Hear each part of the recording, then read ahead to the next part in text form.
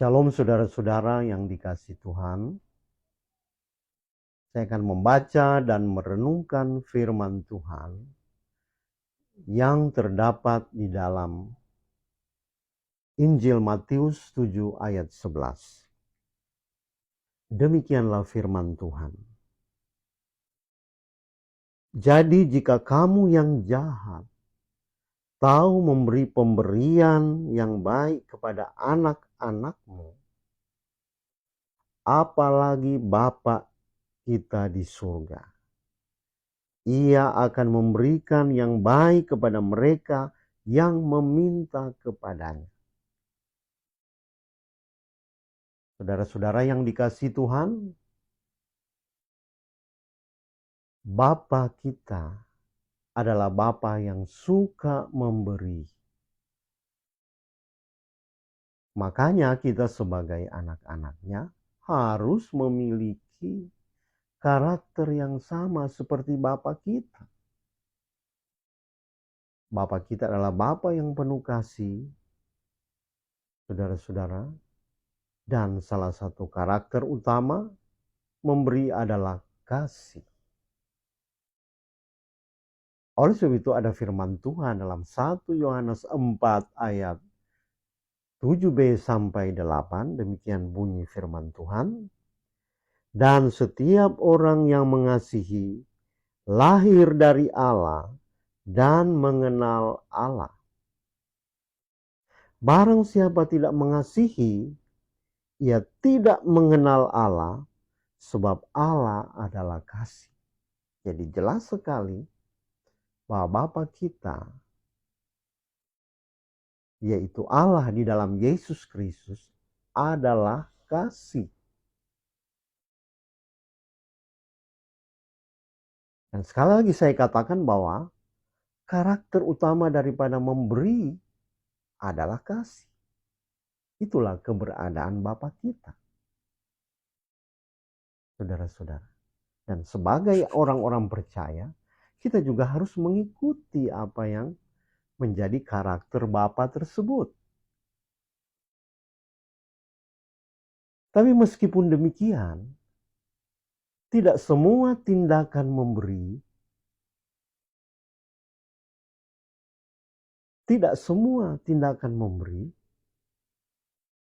menunjukkan bahwa seseorang memiliki kasih.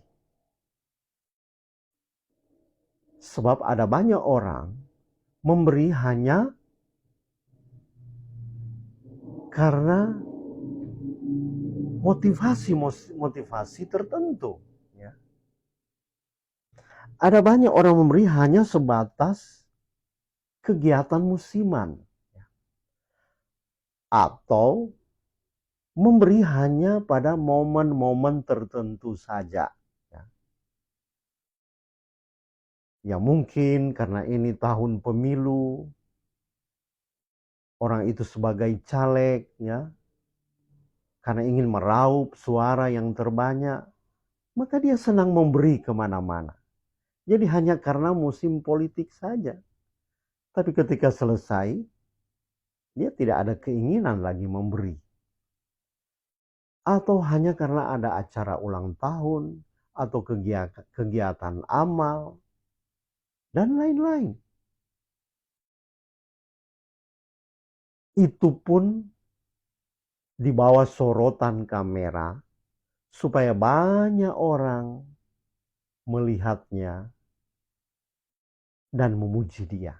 Bahwa dia adalah orang yang suka memberi.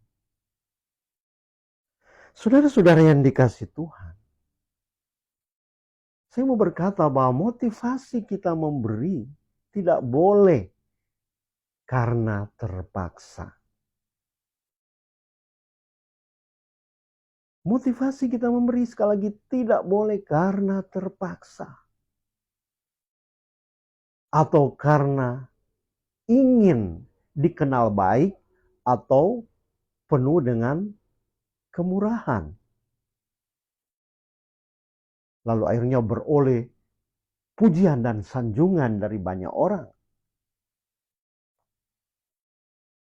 Saudara yang dikasihi Tuhan, Kalau kita hanya sebatas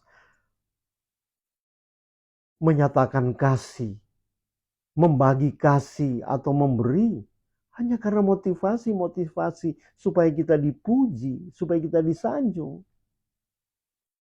maka nilai pemberian kita di hadapan Tuhan tidak ada. Tuhan tidak akan memperhitungkan pemberian yang demikian. Karena kita sudah beroleh puji-pujian di dunia ini. Tuhan tidak memuji kita lagi. Saudara-saudara ya.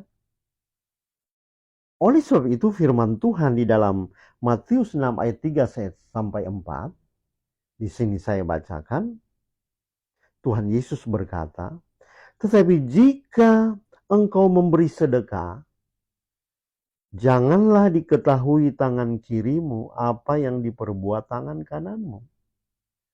Hendaklah sedekahmu itu diberikan dengan tersembunyi. Maka Bapakmu yang melihat yang tersembunyi akan membalasnya kepadamu. Jadi jelas saudara-saudara yang dikasihi Tuhan bahwa Tuhan mau kita memberi itu dengan motivasi yang benar. Karena kita mengasihi, karena kita mencintai orang lain, orang yang kekurangan. Dan juga karena karena kita cinta kepada Tuhan. Dan kalau kita memberi dengan motivasi yang benar sesuai firman Tuhan, maka Allah akan memperhitungkan semua pemberian kita. Bahkan Tuhan berkata dalam ayat ini bahwa maka Bapamu yang melihat yang tersembunyi akan membalasnya kepadamu. Jadi ketika kita berbuat kasih, ketika kita memberi, maka Allah di surga, Bapa di surga akan membalasnya kepada kita. Dengan memberi kita akan menuai. Ketika kita menabur banyak, kita akan menuai. Saudara-saudara yang dikasihi Tuhan, jadi koreksi dan perhatikanlah apa motivasi saudara memberi. Apa karena kasih Tuhan kepada orang-orang, atau karena supaya kita mendapat pujian dan dianggap bahwa kita ini orang baik atau orang yang penuh kemurahan. Kiranya firman Tuhan ini dapat memberkati saudara sehingga kita menjadi orang-orang yang benar-benar diberkati Tuhan. Karena kita memberi sesuai dengan apa yang Tuhan inginkan. Puji Tuhan, kiranya firman ini memberkati dan shalom. God bless you. Haleluya.